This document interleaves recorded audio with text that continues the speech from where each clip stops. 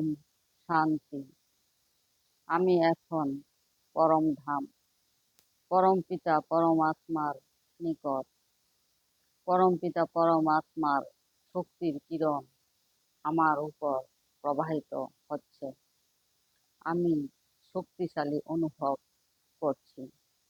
আমার সকল দুর্বলতা হ্রাস পেতে চলেছে।